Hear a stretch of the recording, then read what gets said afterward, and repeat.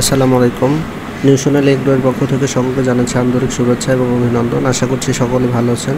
দর্শক, আজকে আপনাদের সাথে খুবই গুরুত্বপূর্ণ এবং প্রয়োজনীয় একটি বিষয় নিয়ে বিস্তারিত আলোচনা করার চেষ্টা করব।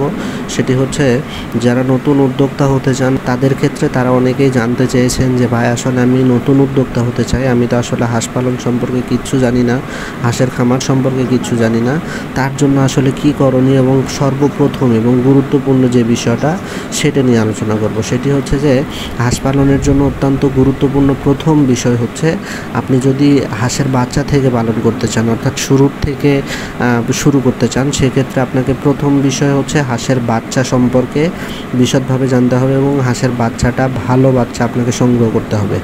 যদি আপনি হাঁসের ভালো বাচ্চা সংগ্রহ করতে পারেন তাহলে কিন্তু আপনি খামারি হিসেবে অনেকখানি লাভের দিকে আগায় থাকবেন। আর যদি আপনি ভালো বাচ্চা সংগ্রহ করতে না পারেন তাহলে কিন্তু আপনি খামারি হিসেবে খুব একটা বেশি লাভবান হতে পারবেন না।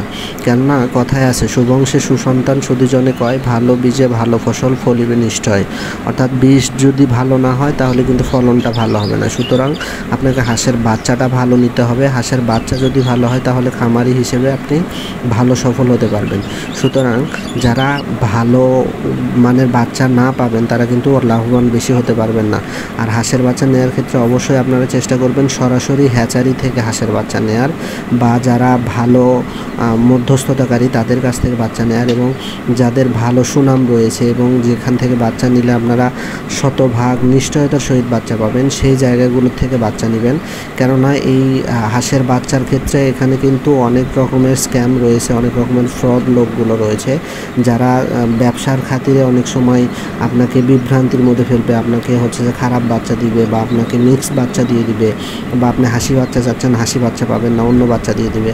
সুতরাং যারাই উদ্যোক্তা হতে চান, সফল খামারি হতে চান, সেক্ষেত্রে আপনাকে কিন্তু বাচ্চার যে বিষয়টা সেটা কিন্তু খুবই গুরুত্ব সহকারে দেখতে হবে।